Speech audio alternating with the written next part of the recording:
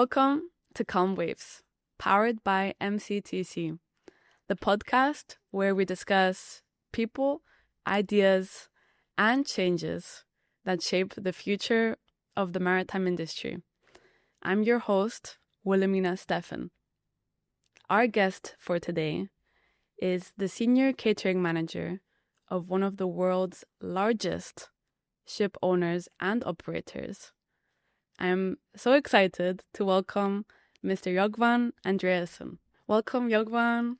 I'm so happy that you're here. Thank you. We got some applause behind the camera.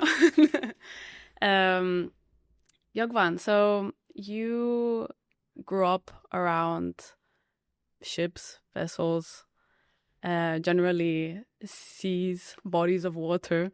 And you started off your career as a ship's cook, right? Yes, thank you for being here. Correct. I started as a very, very young man. I think I was 17 years old and started as a fishing vessels, as a lone cook. Mm-hmm. I liked the cooking. I stayed there for some time, and after I went to Chef's Academy and worked in hotel and restaurants, and followed by passenger ships. Mm-hmm. And the short story is that in year 2000, I started in the Danish merchant fleet, offshore supply service, container vessels around the world. And then since 2008, I started as a chief steward in TORM. Mm-hmm. And I did that for sailing around the world with many mixed nationalities. Until 13, and then I became a traveling superintendent, which means that I had to travel to vessels, to join the vessels, along with the crew for a week, sailing as well, for some training, but also for mapping and to see how people are, to mapping the needs of welfare equipment, which developments could be and which improvements we could find. And in 17, I became a shore-based staff, where I took care of the catering area, which means the food, training of galley crew, and after that, some years after that, it became more like a well-being segment I took care of as well, which is the food, bondage doors, gym equipment, welfare equipment, anything you need inside the accommodation on a vessel. Also mattresses, you have a good sleep, good rest. And then training of galley crew. And then it's the workwear. So now it's pretty much covering the entire segment, which means crew well-being, welfare equipment, provision, and training. Very interesting. So would you say that since the over the years, since from before when you first joined your first vessel, as part of the Galley team to now, would you say that there has been a huge transition in how Galley crew management is being done? I will put it this way. We also have to remember that in the past there was nothing called internet, social media. You were kind of locked in the vessel among the crew. And nowadays, you have internet, and people actually can also feel very much alone because of that. Also, even though they're able to chat with their families and so on, which is very good, of course. However, it's very much needed to have focus on the well-being on board in terms of gym equipment, social life. When I mean social life, could be like fitness challenges, gathering, seeing movies, games, karaoke, and so on. One vital point over the years hasn't changed. That is to have well-prepared meals, healthy meals, variation of good meals. And to do that, what we can see is there's been a lot of focus on health, safety and health and well-being. And the focus over the years have been on the meals, very much on the galley crew, how to prepare the best meals, how to be the best cook. And because the thing is, and what has never changed, is that if you have a good cook on board with nice food, nearly everyone is happy and problem is solved.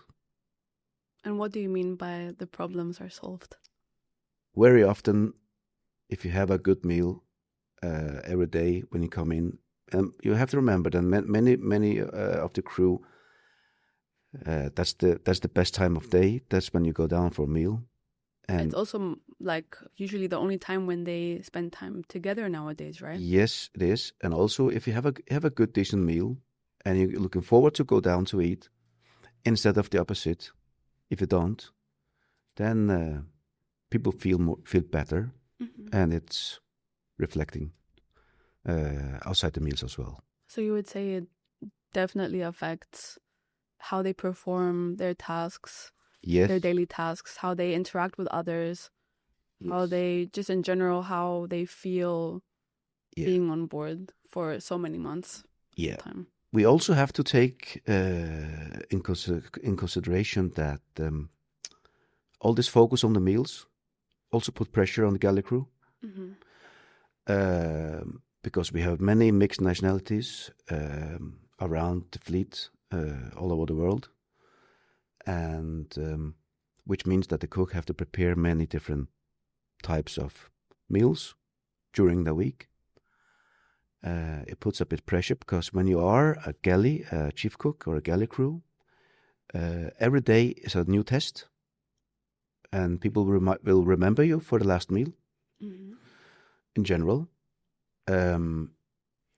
which is so important why we have proper training. And when I mean proper training, it have to be structured training. Structured training means that when you have a galley crew, they will have different needs.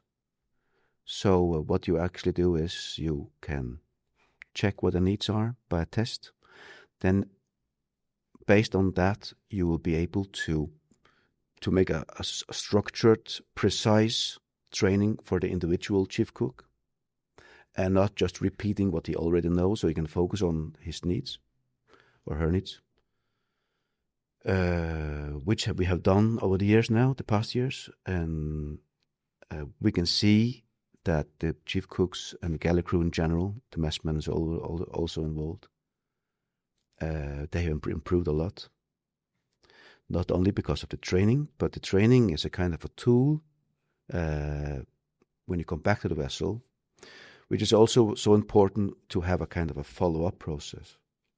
Yes. Because what you learn in your training ashore, it doesn't mean that you will just do it when you come back, but if you have some kind of a follow-up, then you will be able to use that as a tool as well.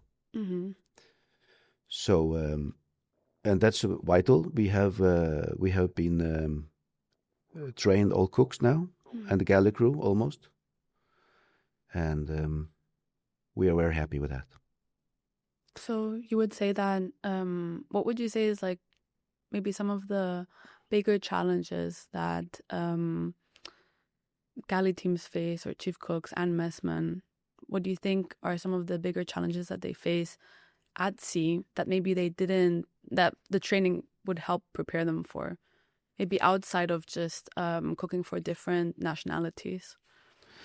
If I understand the question right, the challenges we have now, or we had before, with the mixed crew, was that maybe the chief cook wasn't so well prepared to prepare all these meals, or maybe trained. Let's call it trained.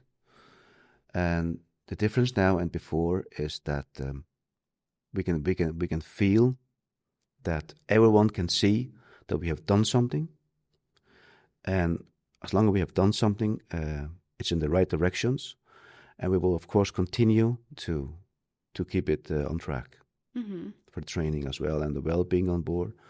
For the well-being on board, if you now, as I said before, I've been on both sides. Yes. I've been on the vessels, and now I'm on land, on shore, and it's vital for us to provide the best quality of food, to make the galley crew able to prepare the best meals. And as we always say to the crew, to the crew on board, that they are our eyes. So if they receive something which is not so good, they have to report immediately, and then we will take it from there. Because we all know that when the ship has left, they will need this food. And the thing is that if they get, let's say they get a credit note, they cannot eat the credit note, right?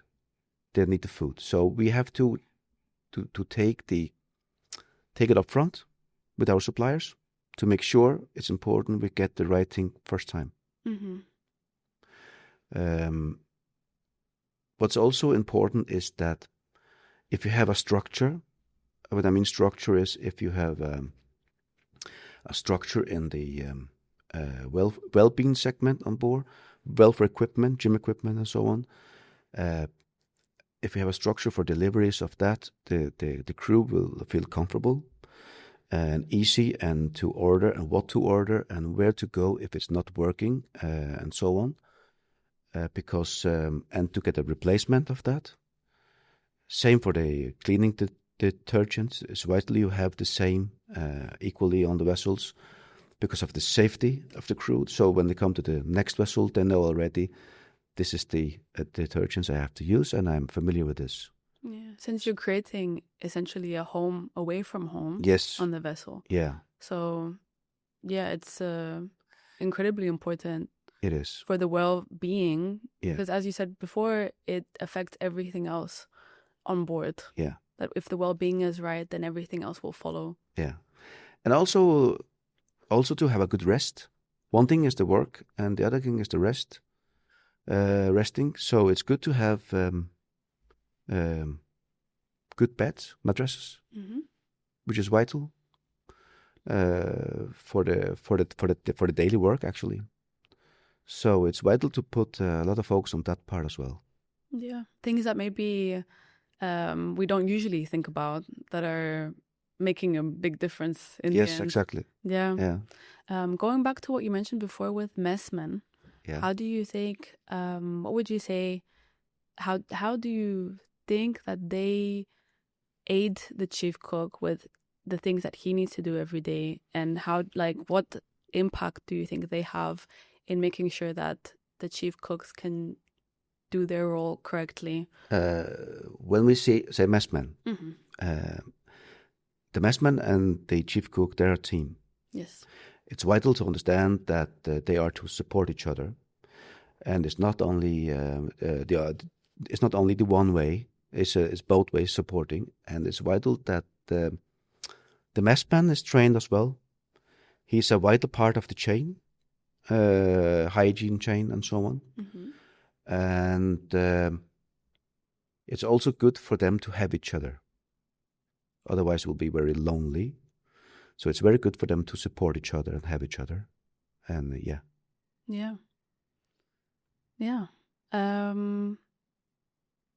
There's a lot of interesting things that you're mentioning here and to take in and everything.